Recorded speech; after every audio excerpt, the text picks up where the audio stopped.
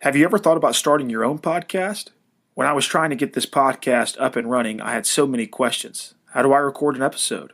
Where do I go to find background music? How do I get my show on Apple, Spotify, and every other avenue that people share podcasts on? Where do I find advertisers? The answer to every one of these questions is very, very, very, very simple. Anchor. Anchor is a one-stop shop for recording, hosting, distributing, and monetizing your podcast. Best of all, it's 1,000,000% free and 1,000,000% ridiculously easy to use. So, if you've always wanted to start a podcast, go to anchor.fm/start. Join me and the other diverse community of podcasters that are already using Anchor. I cannot wait to hear your podcast.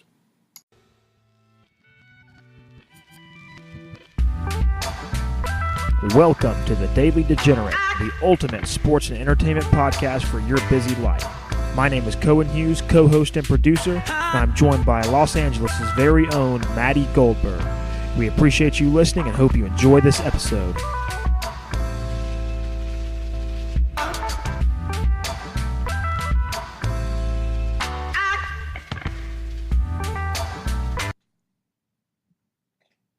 Welcome, everybody, to the Daily Degenerate Podcast, number 41. I'm Matty Goldberg, coming to you back at LA. I flew in. I got back last night. On the red eye. Yep. Watched the game. Watched Monday Night Football on the plane. JetBlue. Gave me a little sports bar. And I'm, of course, joined by the man, the myth, the legend. I'll let him take it away. Guys and gals, ladies and gentlemen, folks, for the 41st consecutive time, coming to you live from Smyrna, Georgia. I am the Michael Rappaport of the South. I am the Johnny Sins of podcasting. I am Podcast Poppy. And I am the professional devil's advocate.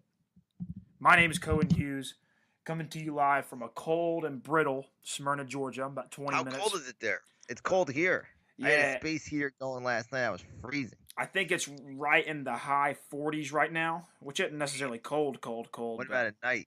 At night, it'll get close to the freezing at nighttime now, especially with the wind chill. The wind chill is what's bad. Sorry to hear that, buddy. Well, and as we begin, a dog starts barking. Imagine that. All right, and the dog chilled out. So what's up, brother? It has been a very busy week in the world of sports, and I know you had a very busy week as well. So why don't we dive into a little bit of your East Coast experience? Yeah, wait, hold on one sec. I don't know why these dogs are going crazy. Someone's robbing the house. Lolo, chill out.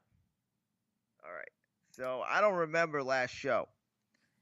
You know, when you're in AC and you're chasing tail and you're drinking and then you have a panic attack at 5 in the morning and then you take a shit ton of Xanax, I don't remember the show we did. The only thing I remember about the last show is Minnesota versus New England, and I don't even remember what I said about it. I just remember we were going over the games. I don't remember a darn thing. So that's what happens to you when you're on the road in Atlantic City. And I'll tell you about Atlantic City. So Thursday night, the show was awesome. Friday night, the shows were terrible. The people hated me. There was not a lot of people, and they were like the most unruly Philly people you'll ever meet. And I was like, what the fuck happened? Because this place always has really nice people. So then the owner of the club told me, he goes, the owner of the club lives in New York City. He goes, I'm pissed off at the managers there because they're supposed to sell tickets to people who want to go. Instead, they gave these things called like comp ones. When you lose a lot of money, so people don't feel like they got gypped, they give them free stuff to go to. So I got people from Philadelphia to see me who lost all their fucking money, and then they got to see my dumb Jewish ass on stage. I was about to say, imagine going to Atlantic City, losing $1,000, and then having to go to a Matty G show.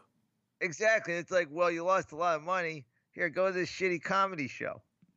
So I got the worst people that were like so angry. The second I stepped on stage, it was like miserable. Then I go to Connecticut the next day, and the people are just lovely. because they have normal lives and they just want to be entertained and they're so appreciative. And it's like, You just go up there and crush. And they don't eat horse shit when they win the Super Bowl. Exactly. It was crazy. I was like, what dimension am I in that they would give tickets to that? So take me through the shitty show. Like you get on stage, hey ladies and gentlemen, I'm Matty G. What's good? No, I saw this guy in the front row. I go, how you doing, sir? He's like, I just came. This is what he said. Quote: I just came here to go fishing. I don't give a fuck about you. Well, damn. Yeah. I mean, he was like a scary looking Philly guy too. Rough. And it was just like rough. And I just got through the time, and then I was like sitting outside, and then the host got in a fight with a guy that got thrown out. Wow. And I was outside. It was just nasty. It was just so like, everyone was bombing. Like it was just a piss poor, sour situation. Everybody was bombing. So they didn't bomb then. The crowd just sucked. What's that? So nobody bombed. It's just the crowd was just unruly. The crowd was completely unruly. They didn't want to be there, and they wanted to ruin the show because they were mad that they probably lost $1,000 or $2,000. I mean, hey, get your money's worth, I guess. But damn, be a human at the end of the day. I took the bullet. I took the bullet for fucking the Tropicana Casino. Nice. This dude, I want to shout out this dude Misha, who is a fan of ours, who listens to every podcast. He came out from New York City. He was fucking nuts. We're playing craps, and these 4 guys are like shooting. They're doing terrible. And he's like, these guys suck really loud. I'm like, I am not going to get my ass kicked. I was about to say, like my man, like I don't have your back if you get in a fight. And the thing is, like, I'm 5'5". I can't kick anybody's ass. And I'm like, I'm not. You're telling these guys they suck really loud. The dice is lucky. Like it's not like you're bad at craps. It's just you're lucky or unlucky. Yeah. There's no skill involved in rolling dice. No. So he was like mad at me. He was a cool kid. He came down to the Thursday show, so luckily he didn't see me bomb. He saw me do a really good show. Nice. And I was macking with a chick all night, like working on it. She was pretty cute. I'll show you her Instagram after this. But yeah, it was fun. And then New York City was fun. And it was a good trip. I got to watch a lot of sports. I guess we should get to the sports, but I'm sorry for the last show if I sucked because I don't remember. It was good. I ended up enjoying last show, I think. I don't remember anything. I barely remember any show after it's done. Like I just vacate it from my head, but I'm pretty sure I ended up texting you and say, yo, good job. Like we got through like a lot of shit. I have a photographic memory. Like my memory is incredible. Like especially with sports. Like I can remember a player from like 1988 or 89, 90, whatever, but I don't remember the last show. But we have so much sports to get into, so you tell us what you want to talk about first. Let's do some breaking news, I guess, first. By the time you've heard this podcast, I guess you have already known that Urban Meyer is retiring as the head coach of Ohio State, and I'm pretty sure he said he's retiring from coaching as a whole after the, Rose Bowl? Isn't that what game they got? Yeah, he kind of has to. Yeah, I think they said Zach Day, the guy who was the interim head coach earlier this year for the suspension, he's going to take over as permanent head coach again.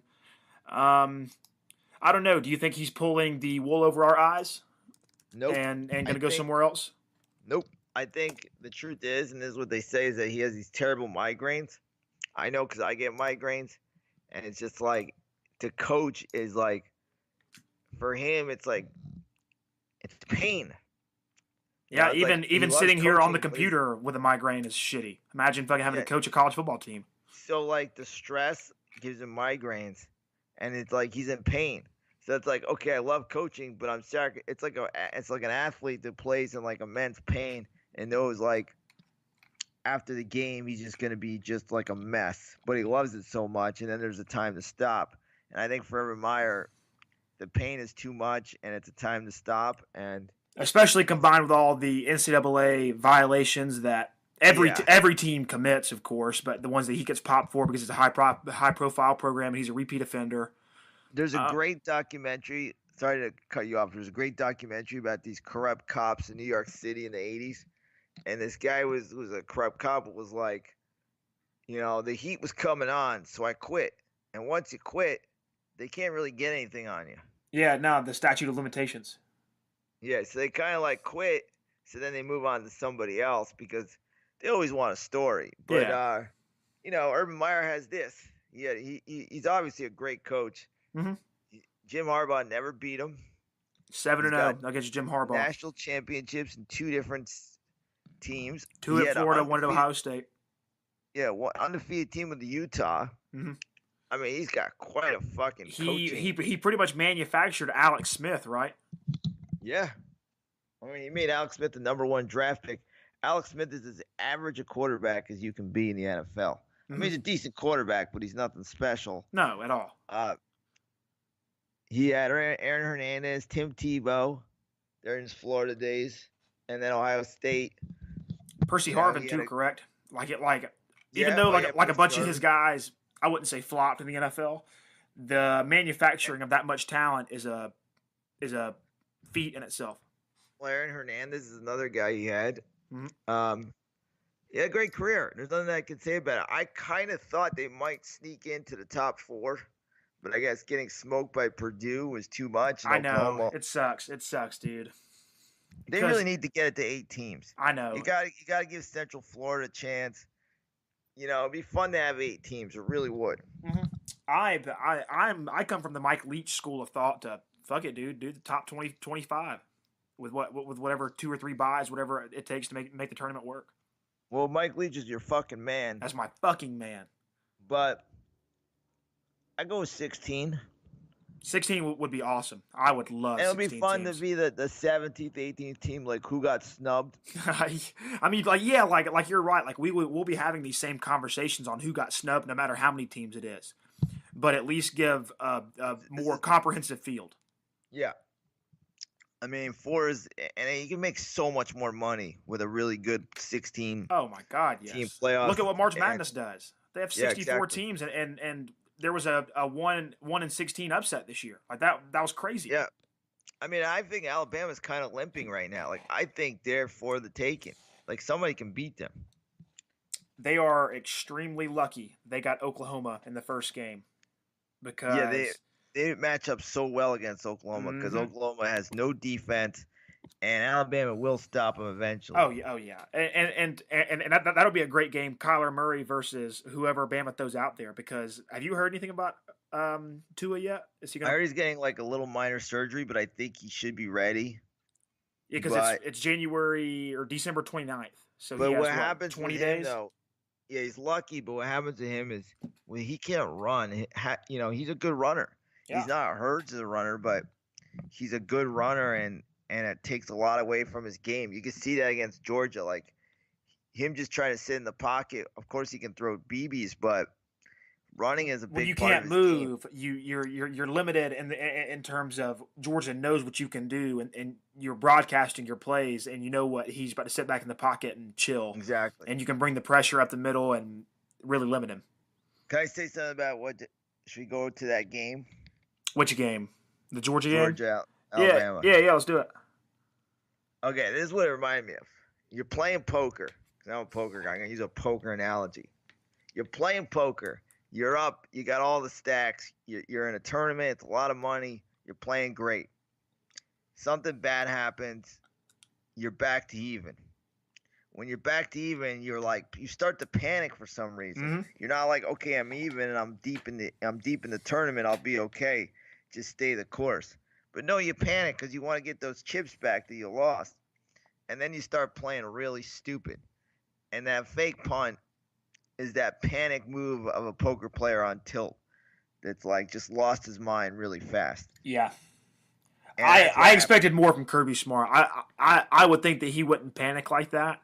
I mean, yeah. Think about this. I mean, you had the game won, and then you're about to get beat by Bama. The best team of all time. So yeah, there's a little bit of aggressiveness and planned chaos and panic that needs to set in to be creative. But that was just completely a coward like move. Like don't trust your defense. Like make the backup quarterback Jalen Hurts drive the whole field instead of giving him the ball on the 50-yard line. The crazy thing about it is, last year they prepared for Hurts. They like destroy him, and then Tua comes in and destroys them. Mm-hmm. This year they prepare for Tua. they pretty much have as good as they can get him. I mean, he threw some nice passes, but he was missing a lot Still of threw guys. 2 picks and was only at like 125 yards or something like that. Yeah, and then Hurts comes in, and then Hurts brings a whole new dimension, and then he kicks ass. And I'm gonna give credit to Hurts because I've been really hard on him. He could have transferred. You never see him moping on the sidelines. Nope. He basically lost his job during the championship game last year and was rooting on his team harder than anybody. And then he got his chance to redeem himself, and he came up big in a moment where he might have not been prepared, where some guys Nope. are just like not prepared. Yep. I would also like to shine light on the fact that I said that whenever you bring a backup quarterback in, no matter who it is, the fact that you don't prepare for him and you don't have a lot of game tape on him like that can kind of throw a wrench in the plan. It can kind of make your defense play more conservative and not be able to go out and just get him defensively. Mm-hmm. That's exactly what happened last year. They didn't have game tape on Tua. They had a little bit more game tape on Hurts. They were able to kind of plan for him. Same thing happened this year. Whenever a backup quarterback comes in unexpectedly, you don't know how to plan for him, those are wrench in the plan. If Tua is healthy, I don't know how Oklahoma's going to stop him because Oklahoma can't stop anybody. No, oh no. They just let teams go up and down the field. Yep. And Alabama will be able to stop Kyle Murray at times. Mm-hmm. Like, he'll get his chances, but they won't be able to run up and down the field with Alabama if they have a healthy quarterback. Of course not. Of course not. And these linebackers from Bama, because Bama loses so much talent in the NFL draft every year, that these guys are now starting to finally hit their stride. Yeah, Alabama's limping going into the playoff, but these guys really started to play well. And that second half against Georgia, they were just shut down, dude. Yeah, I mean, Georgia played them tough. Georgia should have won. Oh yeah. They played them tough. It was 28-14. You're thinking this one's over. It should have been 31-14 because Rodrigo Blankenship missed that field goal. Amazing. I had the under. It was 64. I'm like, that's way too high. It finished at 63. Mm-hmm. I took the under as well. Yeah. Great game. I had Oklahoma. They won. They took care of business, but it wasn't easy. It was a struggle. I watched Texas struggle against Kansas, which is one of the worst programs ever. So I'm like, Oklahoma should kill them, and they couldn't. So I just think Alabama's just going to roll Oklahoma hard. I can't get a read on Notre Dame. I don't know if they're good or bad. I really don't know because I don't know about their competition they played. We figured out Michigan sucks, okay? Especially under pressure. Michigan. They beat USC. Who else did they beat? Let's see. Notre Dame. The only thing that really makes me kind of upset about the way they did this is Notre Dame didn't play a championship game. No. So how can you move them up to 3? I would have kept them at 4. Undefeated. If you go through the season undefeated, because any team can win. Teams lose. You get upset. The year that Clemson won the championship, Pittsburgh beat him. The great Nathan Peterman. Yep. Took him down. So it's just hard to win every game. I'm looking at Notre Dame's schedule here. They beat number 14 Michigan when Brandon Wimbush was still the quarterback. Yeah. They beat Louisville. It was terrible. Number 7 Stanford. They beat Virginia Tech, Vanderbilt, number 24. Wake Forest, Stanford, Virginia Tech, Pitt. Some of these games they struggled. Northwestern, Florida State. They've gotten better as a seed. They had trouble. Clemson's gonna win. Yeah. Clemson will win, but Notre Dame might make this a game. I'm saying I'm seeing like a 35-24 type game. Yeah. As they said, like that, 31-20. Mm-hmm. The big thing for Notre Dame, though, was the switch from Brandon Wimbush to Ian Book. That was when the offense really started to take off. Yeah, I mean, I just can't tell because I haven't seen him play like a big time team. Unless Michigan, you want to call Michigan a big time. And that was the first game of the season. So, yeah. I mean, what can you really tell from that game? I mean, USC, they struggled, but it was kind of like you're trying to get to the finish line. So it's a game where you're pressing a little maybe. But they have one more game to go, Clemson. and I like Clemson a lot. I like their young quarterback. The guy, he's a good-looking kid. He's got the beautiful long hair. He's He not Jewish throws though. darts. He's not. He's not No, even, a great Jewish young man.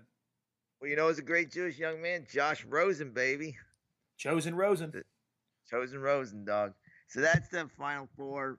Any other college games that I haven't talked about that of note? Championship games? No, there. I mean, should we get into the dumb Central Florida stuff? I really don't want to get into Central Florida. So let me read It- off. Let me read off these bowl games right quick. There's about 20 bowl games that I'm going to read When off. does it start? Let's put together a pool. I'm gonna put it together a $10 pool.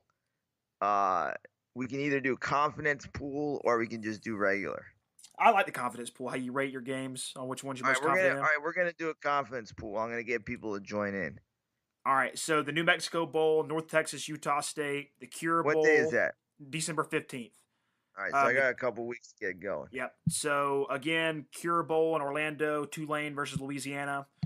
The Las Vegas Bowl, Arizona versus Fresno State. The Camilla Bowl in Montgomery, Alabama. Eastern Michigan versus Georgia Southern. New Orleans Bowl is App State versus MTSU. Boca Raton Bowl, UAV versus Northern Illinois. Then on the 19th, the Frisco Bowl, Ohio versus SDSU. Gasparilla Bowl in Tampa. Marshall versus South Florida. The Bahamas Bowl in Nassau is Toledo versus FIU. Horrible game. The Idaho Potato game is BYU versus Western Michigan. On the 22nd, Birmingham Bowl, Memphis versus Wake Forest. May not be too bad of a game. December 22nd, the Armed Forces Bowl in Fort Worth is Army versus Houston. Maybe a decent game. Army had a decent little team this year. Dollar General Bowl in Mobile is going to be Buffalo versus Troy. Troy has a home game pretty much. The Hawaii Bowl is Hawaii versus Louisiana Tech. The First Responder Bowl, the day after Christmas in Dallas, Boston College versus Boise State. The Quick Lane Bowl, Minnesota versus Georgia Tech. The Cheez-Its Bowl, TCU versus California. The Independence Bowl, Temple versus Duke. Pinstripe Bowl in New York, Wisconsin versus Miami. Texas Bowl in Houston, Baylor versus Vanderbilt. Music City Bowl in Nashville, Auburn versus Purdue. The Camping World Bowl, West Virginia versus Syracuse. The Alamo Bowl in San Antonio is going to be Iowa State versus Wash State. Our man Mike Leach. Belk Bowl in Charlotte, South Carolina versus Virginia, maybe a decent game. The Arizona Bowl in Tucson, Nevada versus Arkansas State. The bowls. Yeah, the Military Bowl in Annapolis is going to be Cincinnati versus Vatech. The Red Box Bowl in Santa Clara, out near you, Michigan State versus Oregon. The Liberty Bowl in Memphis is going to be Missouri versus Oklahoma State. The Holiday Bowl in Northwestern versus Utah. Tax Slayer Bowl, Texas A&M versus NC State. The Sun Bowl in El Paso, Pitt versus Stanford. Outback Bowl, Mississippi State versus Iowa. And then the Citrus Bowl in Orlando is Kentucky versus Penn State. So our premier bowls, we have 4 of these. Sugar Bowl, Georgia versus Texas, should be a decent game. Mm-hmm. Rose Bowl, Ohio State versus Washington, should be a pretty good game. Fiesta Bowl, LSU versus UCF, which is the game that you're going to want to talk about in a second. And the Peach Bowl in Atlanta is Florida versus Michigan. I really hope LSU destroys Central Florida. So we can put this crap to bed? Yes. Nah, I wish they would have put him in the 4 spot just so Bama could have just throttled them just to put the talk to bed. Yeah, they don't really play anybody At all. And I was thinking it's not really their fault either. It's also these big time schools' fault because they can schedule Central Florida, but they'd rather beat up on a fucking Troy or whatever the fuck Alabama plays or these teams play. The Missouri School for the Blind and Deaf. Yeah, it's ridiculous. Set up a Central Florida. Set up a Big Ten team. Like set up a matchup. You know, don't play these cupcake scrimmages. So probably teams don't want to play Central Florida. They're tough, but, but they're not in the top 4. No, at all. The thing with UCF is, you can't help who you play. God, and the problem with this whole bowl game thing is that they beat Auburn last year, but you could obviously tell Auburn didn't want to be there. So you can't really put too much stock into that win. Like it's hard to bet on bowl games sometimes because You get good teams that don't show up. Mm-hmm. And good players that don't show up because they know the draft is 3 months away. Exactly. You know, And then we're even seeing guys skip the game because they don't want to get hurt. We saw Julius Peppers. Was that no, not Julius Peppers? Jabril Peppers. Yep, Jabril Peppers on the skipped. Browns. Didn't play for Michigan a few years back, and we're seeing that shit, and it sucks. And sometimes you'll get a big time team that like they're kind of sour grapes. They didn't make it into the Final Four. And that was Auburn last year. That was completely Auburn last year. They won the SEC championship, or no, they beat Alabama in the Iron Bowl, and then lost to Georgia in the SEC championship, and then didn't make the Final Four, and for a good reason. But they were sour. They're sour as hell. They didn't make it, so they just showed up. It's hard to bet. You play. gotta predict what team is not going to show up. Mm-hmm. So it should be interesting. But LSU Central Florida, I'll definitely watch that. I always love watching the bowl games. It's fun to gamble. It's fun like the day after Christmas. You got like 8 games going that you can bet on all day and parlay and lose money or win money. Maybe I'll go to Vegas on those days. Wouldn't be a bad idea. Yeah, the bottom tier bowls this year are very, very shitty. Like Tulane versus Louisiana, like UAB versus Northern Illinois. Are you gonna watch Tulane versus Louisiana like a nut job in Orlando? Yeah, I'm thinking about making the trip down to Orlando. You're so weird. You have like no affiliation with the city of New Orleans. Yeah, I hate the city of New Orleans, really, but they're rude there. Look at you. When I make fun of you, you just sit there. Give it back to me. Come on, Cohen, give it back. I already gave it back to you once about the nice Jewish boy thing. I know you love the Jewish quarterbacks. Well, I love Josh Rosen. There's another one, Jay Fiedler. Remember him? He played on the Miami Dolphins. Yep. I think that's the only other one. Oh, Sage Rosenfels. God. Another one. He was a king backup. So there's got to be more than that, right? Sid Luckenberg or whatever the fuck his name way back in the day. There's not a lot of Jewish athletes. There's a lot more in baseball. Baseball is a good 10 or 12. But we don't have a lot of Jews in the NFL. There used to be a Goldberg, the offensive lineman. He played for the Falcons. Did he? Yeah. And then Bill Goldberg, the wrestler. Yeah. Oh, yeah, that's the same one he played. I think it's the same guy. Well, there was another one, Goldberg. He was on the Rams and the Vikings. Goldberg was on the Vikings too. Yeah. He played for the Falcons for like a year and a half, then went to training camp for the Vikings. I don't know about the Rams. You probably know more about that, but there's not many Jews in football. They need more. They need more, buddy. I was about to say, we need more. This will be our project. Even though I'm not Jewish, I'm going to start a charity to help get more Jews into football. I'm 5'5", 130. I can't play. I mean, you could have been a kicker or a punter. True. I can't believe Blankenship missed a field goal, man. That guy's money. He's so funny to look at with those stupid glasses. The specs. The rec specs. He's a character. All right. So, we done with college football? Yep. I will predict. I guess I got to go with Alabama. We'll predict when it gets closer to time. There's no sense in doing it. You're right. I wish there was a team I could really root for, though. I hate Notre Dame. I kind of like Clemson. You seem to be a Clemson fan. But I think they're going to get rocked. I can't stand Alabama. I can't stand them. I always root against them, unless I'm betting on them. Yeah, I was about to say, like, put the money one way, but put your heart in another way. I kicked ass in the NFL this week betting, though. Good. My big first bet was the Cardinals. Yep. Minus the Packers. 13. Now, did I think they were going to win? Plus 13. Fuck no. But I knew they would cover the spread. I just was like, the Packers don't give a shit.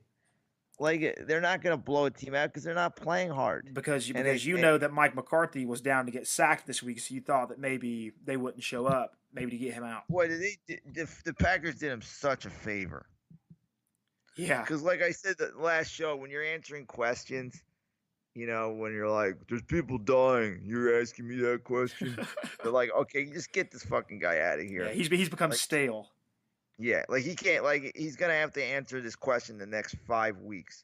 Like let's just cut him out. We're gonna fire him at the end of the season. Aaron Rodgers can't stand them right now, so let's just like spare him to have to answer these questions every week. I think the quote from Aaron Rodgers went something along the lines like, we had our ups and downs, Of course, he accomplished a lot in Green Bay. Not going to say that we didn't butt heads because we did, but he Yeah. accomplished a lot, and I'm grateful for my time with him. Isn't that just the biggest like coach speak, like Aaron Rodgers' It's stupid classy. quote in the world? Like It's political classy. yeah. It's like being political classy. It's not like, you know what, man, we're losing a lot and I'm pissed we got him fired. Aaron Rodgers wanted him out, but he took the high road with his quote. And when you have a superstar, I'm a firm believer, just like LeBron James. Like when you have a guy like Aaron Rodgers or Breeze or whatever or Brady, like they kind of can dictate who the coach is. Yeah, the That's GM came out and said, of course, we will welcome Aaron's judgment or input on our head coaching search, but no, he will not officially be part of the search when we're making phone calls. Well, that's foolish. I was about to say, I would want to get a guy that Aaron Rodgers liked. Well, they're just saying that because they don't want to act like Aaron Rodgers is running the show. But of course, Aaron Rodgers gets the final say, I would believe. It's just like even a young quarterback. Sometimes they bring in like the Rams brought in Sean McVay because they kind of knew like we got to. This depends on Jared Goff. Like the GM is thinking, my job is how good Jared Goff is going to be. So bring in a guy who knows how to develop a quarterback, and McVay is a young genius. And the Packers need a guy that obviously Rodgers loves what he's going to do. That he wants to run when Rodgers wants to run. And it has to be run through him. It just has. I mean, and it sucks that this is the world that we're in now, that players can dictate who the head coach is, but it's funny with guys like LeBron because he was almost so outward about it, and you could tell that he was the GM. Of course, he was the coach too. Seeing as he got David Blatt fired when he was like 25 and 16. Well, the thing is, like with Tyronn Lue, like obviously the guy can't coach. Guy got fired easily this year, but LeBron liked him. He played with him. He brings him in. He knows that Tyron's going to do whatever LeBron wants to run. He's the rug, and you kind of go from there. Why am I getting a call from Lexington, Kentucky? Who the fuck lives in Lexington, Kentucky? That's weird. It's probably the university wanting you to come coach. Yeah. Mark Stoops is out. Their first on their short list was Matty G. Kentucky had a great year. No, yeah, they did.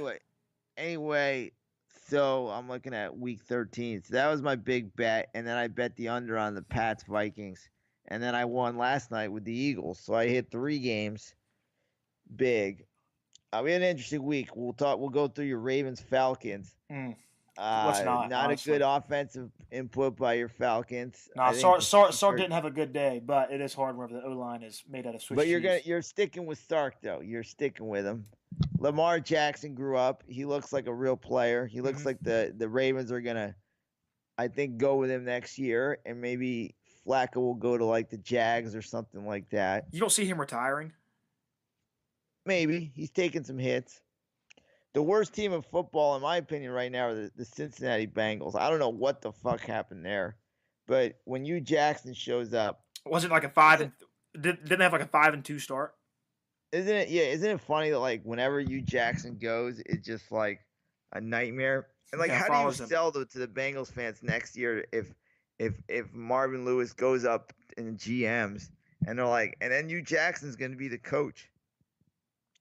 I mean, how do you sell that to the fucking team? Oh, I sell my season tickets immediately if I live in Cincinnati. I'll catch it on TV before I go to those games. That's like, how bad can we be? We're going to get a guy because there's like a rivalry between Cleveland and Cincinnati. So we're getting a guy that went 1-31 to our rival went 1-31 with this guy, and now you're going to give him to us? Like, are you fucking kidding me? No, that is utter disrespect. It could happen. And that would prove that they're the worst organization in sports. The Rams had trouble with the Lions, but then they finally pulled away. Todd Gurley pulled his signature fall down at the 2-yard line again this week. It's getting annoying. It's pissing me off. You know why it's pissing me off? Is because this is what is pissing me off. It's like, listen, Mr. Gurley, we're the fans. We pay your salary. We buy tickets. We go to the game. We fucking watch it. We buy $11 beers. Just get in the end zone. Like a lot of us bet on you guys. well, obviously you haven't even fantasy. He's like trying to be a troll. Yeah, He's see, like trying to I troll think us. I think you're 100% right. I think that he knows that how big fantasy is, and he does it as a big fu, And to all gambling. of us. That Yep. was the spread. The Mhm. spread was like 10. So he doesn't score that touchdown. The Lions cover. It's ridiculous. It's just like play. Get your points, dude. You owe it Well, to us. and do you, let's say that you scored. Do you really think the Lions are going to come back from 10 points in 30 seconds? There was like 2 minutes to go. It was Oh, right before the okay. 2-minute warning. I thought it And was yes, like right because at 40 there's seconds. always backdoor touchdowns. Believe me, that's when the defense just lays back, and like a guy like Matt Stafford, who's having a terrible year, can march down the field and score a touchdown. So Yeah, Matt Stafford's I mean, been just about brutal this year. when you're up by like 14, a lot of teams will just play like super prevent and just let a team march down Yep. and let them kill clock. The craziest game of the week I thought was I was in New York, so I was watching my buddies. He was a big Giants fan, so we were watching the Giants and the Bears, and he was like, "This team, the Giants eventually won the game, but he was like, they do everything not to win a football game." Yep. That onside kick coverage was brutal. OBJ Yeah, made a business decision to not get his head in there and fall on the football. Like, I'm glad they won because I honestly do kind of like the Giants. I'm so lucky they won. Yep. Because in New York, they would just be like ripping him like that. He doesn't want to play hard, doesn't want to get hit, Yep. didn't sacrifice himself for the team. Because he didn't. No, I he think it's like didn't. I think it's an 8% chance to get a kick, onside kick, and he did everything to help the other team. What's the guy's name? Isn't it Sturgis who is kicking for Caleb Sturgis? So Cody Parkey. Cody Parkey, good job. I actually saw a stat on Reddit. It was since the beginning of the 2015 season. I'm really not sure on the specifics. I'm really just throwing it together.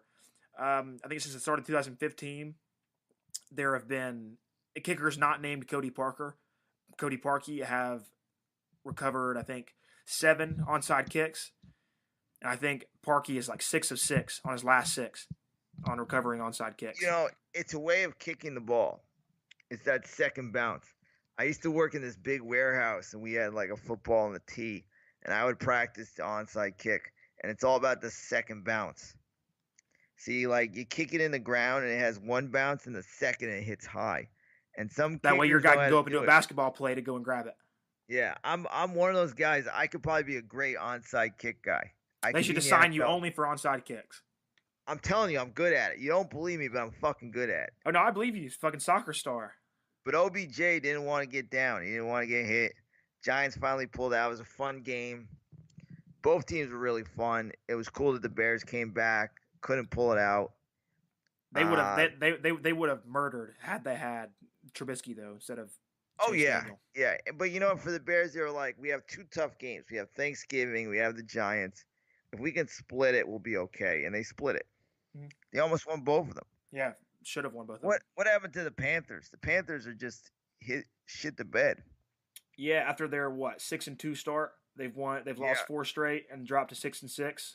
And the Bucks are making a little the Bucks defense are improving. The Bucks defense looked actually pretty damn good this past week. The D line that they paid so much goddamn money for is finally starting to get pressure. And Winston's playing well, like he's not making mistakes. That's what you have to do with a guy like Winston. You have to kind of take his job away once or twice, and then kind of let him know, like, hey, this isn't guaranteed. Like you're taking this shit for granted. Like get your shit together. And it's all about him not throwing in dumb interceptions. It's like him controlling the game and not getting stupid and not letting. Don't mean to cut you off, but Cliff Kingsbury has just been named the OC at USC. Well, we'll see what happens. He was at Texas Tech. They could put up points, couldn't win games. Yep. But they fired T. Martin, who I remember was a quarterback for Tennessee when they won the national championship. I think before you were born. Yep.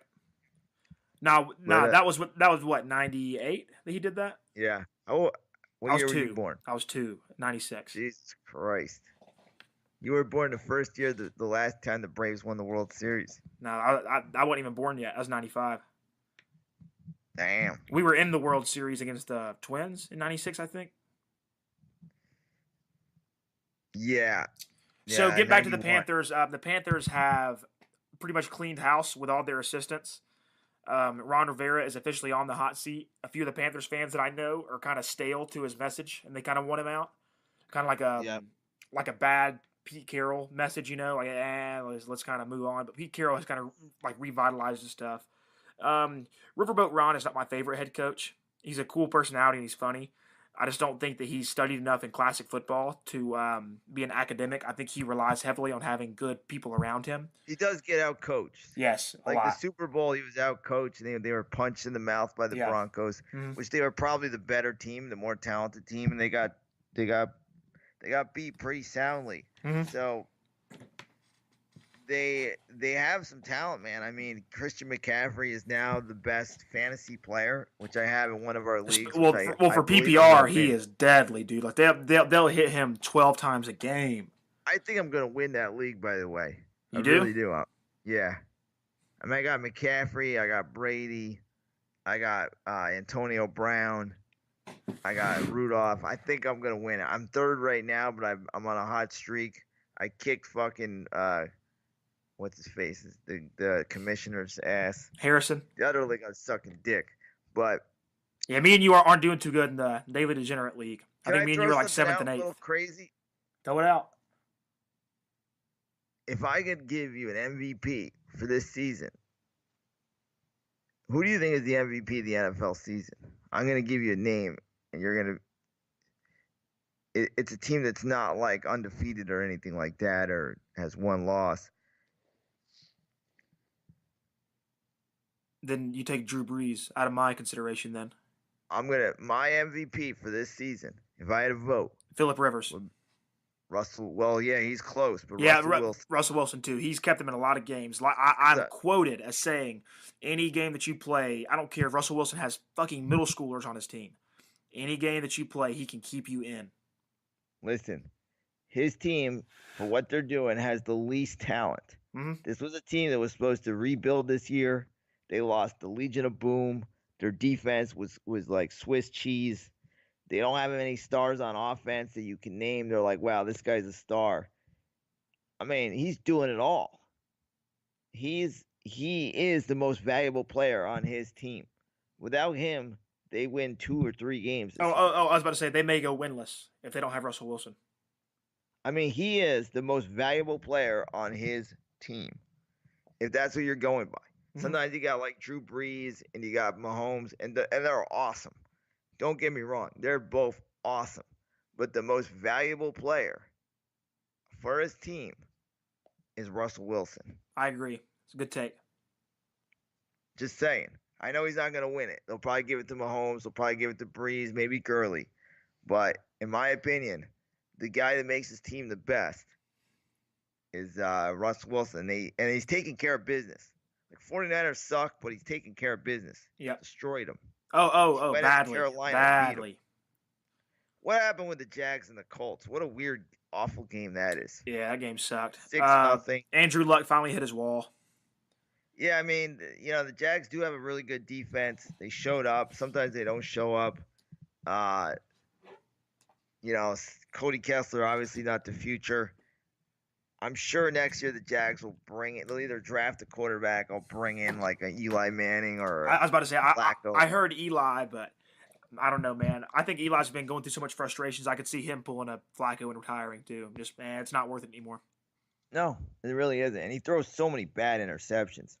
Not to mention, Odell Beckham's got a lot of touchdown passes. I was about to say he has, I think the stat is Odell Beckham has 2 40-plus yard touchdown passes this year, and Eli has 0. That's amazing. The Texans, your man Bill O'Brien, my man, keeps winning. You know what happened? He had a streak of losing like 8 or 9 games in a row, and now he's got 9 games in a row? Yep, 9 games. And when he's starting to beat teams soundly, and that's scary. Because it's not like they're eking out games. They're just taking care of business. They are taking care of business. He's come from the Bill Belichick coaching tree of winning the game Monday through Saturday. Let me tell you something. it's good to have a quarterback as a coach. Like if you don't have a quarterback as a coach, you can't even really be judged. Like I look at the guy in the Jets, Marone. Todd Bowles. Like how do you Oh judge him? yeah, He's no, never that's really had a Jags. quarterback. Yep. So The thing that really turns people off to Bowles is yeah, he doesn't do much during the games. He sits there and he looks really shell shocked. They say he's a defensive guy, but his defense, even the defense has been good this year, but they still allow like a lot of points and a lot of yards. He just looks shell shocked and he makes bad time management decisions. I'm not ready yeah. to give I up on mean, Bowles yet. I like Bowles personally. we'll also see what Sam Darnold could do. Yeah. I mean, they probably shut him down. I was talking to my buddy who owns the comedy clubs. We were watching football, and he's a Giants fan. But he's like, "Guess who I'm hanging out with?" He's like, I'm now A Jets boys with fan. Sam Darnold." Oh, really? Now, he met Sam Darnold. So Sam Darnold's been coming to the comedy club with, I guess McCown is such a good guy. Oh, dude, Like McCown's the best. I would love to they have hang out 18 beers together. with him. Yeah, like McCown's funny because he's the type of guy that's like, I don't want to start. I want to get paid a lot Collect of that money. check just to help coach. Yeah. And he wants Darnold to succeed, and it's like they're very close, which is awesome. They go to comedy shows together. Mm-hmm. A lot of times, quarterbacks don't get along at all. I'm going to say, look at the way Mason Rudolph got treated by Big Ben. Big Ben literally said to his face, I'm not going to help you. I'm not going to help mentor you. Brady I just don't have the didn't time. help. Favre never helped Rodgers. Hey, Brady. to be honest with you, I agree. Why would you? Why would you give the guys the tools to take your job? Like, unless you're like McCown and you know that you're not the future. If you're the franchise quarterback, I wouldn't be giving away my trade secrets either. Some guys do. Some guys who are big time quarterbacks are good guys. I mean, I know Montana and Steve Young never got along. Mm-hmm. I mean, it's scary. That's just two alpha personalities, though. For Montana, it's like imagine you got Steve Young breathing down your neck. Like you got to play your ass off. I was about to say I wouldn't give him any tools to help him take my job either. He didn't. They didn't get along at all. Mm-mm. The Patriots took care of business as always. Just Soundly. like I took the under. It's amazing. I'm really learning the Stu Feiner skill of gambling because we're a degenerate podcast. This is really interesting, Cohen. The spread was 49.5, and it jumped to like 51 in about a half hour on Bovada, which means, as Stu Feiner always says, fuck the public. Go against the public. Yeah. So in that the case, public are idiots. I was like, the public is betting on this to over. I'm taking the under, and it hit easily. Wasn't a sweat at all. Patriots just controlled the game. Their defense is highly underrated, which is scary. Especially later in the year. This is what Bill O'Brien does, or Bill O'Brien. This is what Bill Belichick does later in the year. Whenever he can feel his team out, he knows what kind of personnel he's working with. He gets 8, 9, 10 games to see how they play. Then he starts making real adjustments during the year to make his defense last, per se. So if the Chiefs slip and the Patriots win out, the Patriots are going to have home field advantage again. And then, we're going to have another Patriots Super Bowl, which is going to make people go crazy. The Chiefs won. They had a little trouble, but they, sometimes you don't get up to play a bad team. You just win. Yep. So they beat the Raiders, a lot of points, 40-33. Let's go. As I said, the Seahawks easily beat the 49ers. It's also hard for the Chiefs, too, because they've had so much go on this week with the whole Hunt situation, Yeah. And, of course, the terrible situation, that shouldn't be. That's no in anything. And I'm going to keep this really short, but my read on it is that guys have been kept on teams for a whole lot worse than what Hunt did. Because I saw the video, and the video wasn't extremely terrible. Yeah, it was kind of Ray bad. Rice was 100 times worse. Oh, a million times worse. But like the team said, they did not release him for that. They released him for not being truthful about what happened. If you come clean, try to make it right, most teams will give you a shot to stick around. They'll survive through it too. I mean, a running back, like it was amazing. I was watching the Steelers Chargers, and they're like Melvin Gordon's out, and then some kid from the Chargers runs all over the place. Austin Eckler. No, another guy. There was another guy. Oh, God. I'm looking at the stats. I want to say Rodgers, but that's the guy from the Eagles, right? His name is Jackson. His name is Josh Jackson. 8 carries, 63 yards. Then at the end of the game, Connor goes down.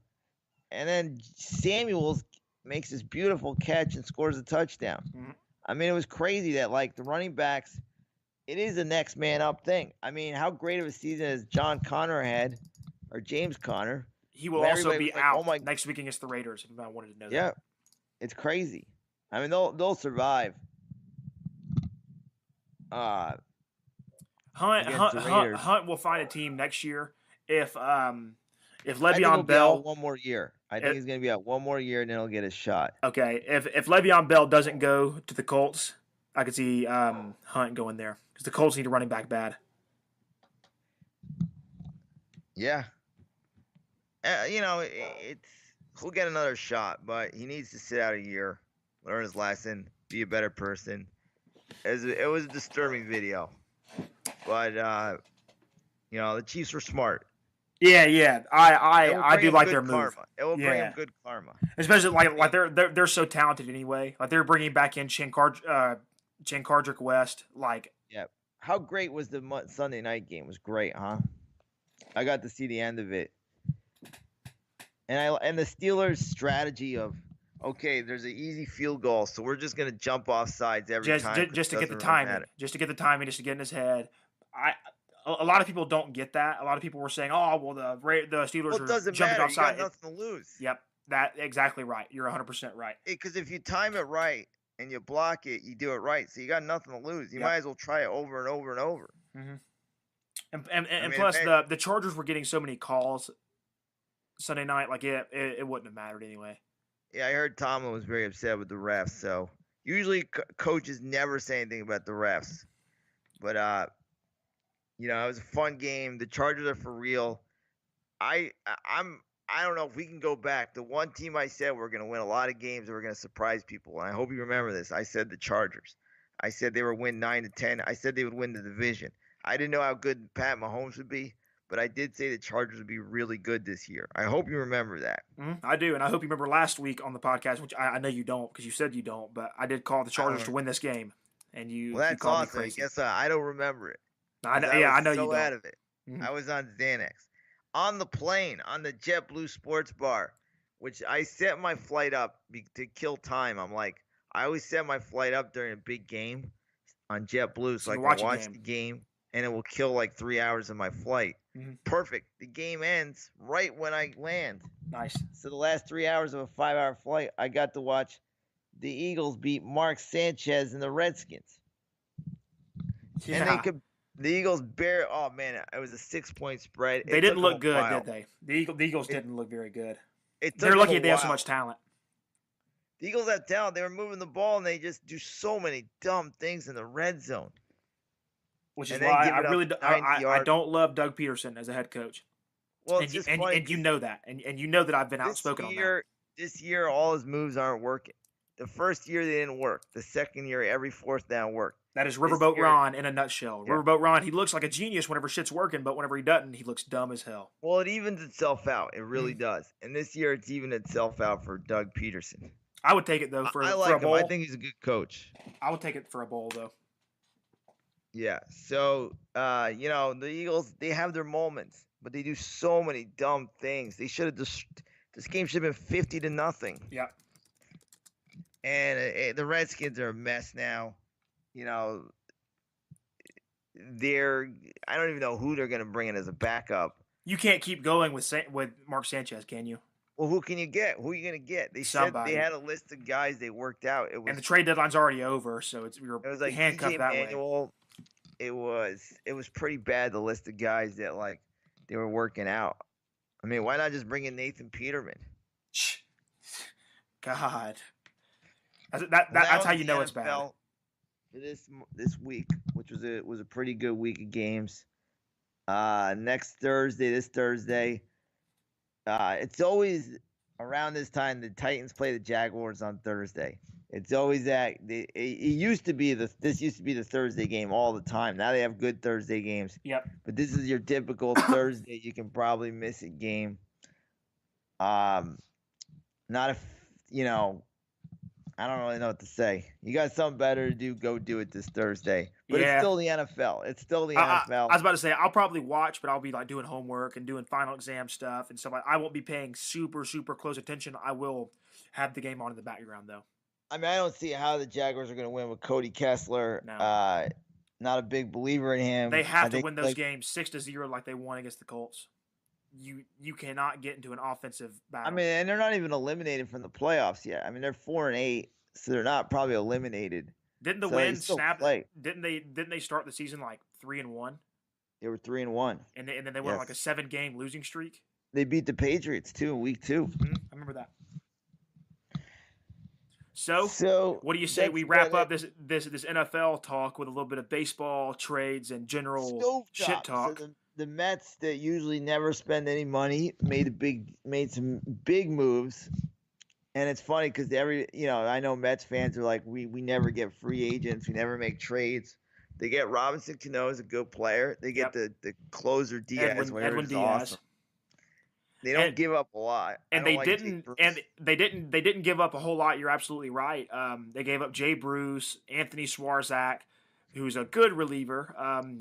Yeah, but you're getting a top-notch. Yeah. Oh yeah. And they traded away a few prospects, who I don't follow the Mets pipeline system, but I didn't see these guys being game changers. No.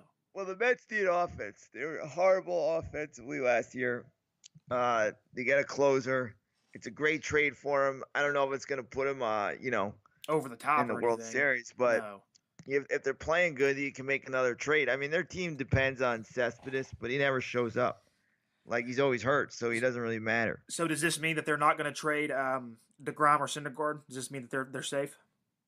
I would say give them another chance, man, because they're going to play it out. They'll have a good team. If they can score runs, they can contend. I mean, and the Braves, no offense to the Braves, because the Braves are on the rise. It's not like this juggernaut like the Red Sox or the Yankees. No, of course not. So, yeah, any other baseball moves? Let me give it a quick click before we wrap this guy up, because we are right at an hour here in about 2 or 3 minutes. So we will. Let's see, MLB transactions. There was I know the Braves signed Josh Donaldson for a lot of money, but I think we've already went over that. Yeah, I don't like that at all. I don't think that's going to help you guys. They did overpay, but I like the personnel. Stay low to the DL, man. Yeah, I know. So, man, I am hungry. Me too. I think I'm gonna get some pizza today. Stouffer's French bread or takeout? No, I'm gonna go walk to this pizza place. I live about a half a mile away. Buy these 2 slices, eat them, and then walk back. Why not just grab a whole pizza and throw it in the freezer? Reheat it when necessary. Well, I like real pizza. I'm from New York, buddy. We eat real fucking pizza. That's what I'm saying. No. Just go get the whole pizza from the place and then just throw it in the fridge. Yeah, I might do that too. We'll see. That way you ain't got to go out tomorrow morning for some more pizza. True. If I order a pizza, I eat it for like 4 days. I get a large. I just eat it for days and days and days. No, there are no other baseball trades that have went on that are any sort of noteworthy. By around Christmas, it gets a little crazy. The stove will start heating up. The stove kind of got hot early this year, though, you know? Yeah, well, the Mets made a little splash. They did. So, we'll get into the NBA more next week, or Thursday. There's not much that happened in the NBA this week, really. All right. Well, I guess that's about it. I had fun. I'll remember this podcast, unlike the last one. Please do. Or don't. I can't believe I forgot everything.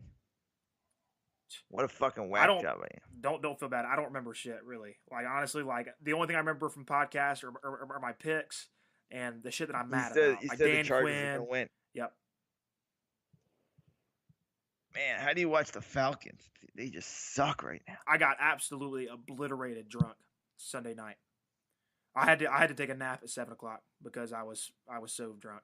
Just watching Lamar Jackson run all over you guys. Bro, like 12 straight runs at one point on one drive. RG3 came in the game for a little bit and drove down the field on us. Jeez. I hope he gets a job next year. I'd like to see him go to Jacksonville and see if he can compete to start. That wouldn't be bad. Give him one more chance. Go back to Washington. He could. He's just got to learn to get rid of the ball. Slide and get rid of the ball. Yeah, and don't be a hero. Don't be a hero. That's absolutely right. The best quarterbacks are not heroes. The best quarterbacks throw it away and they take sacks. Look at Tom Brady.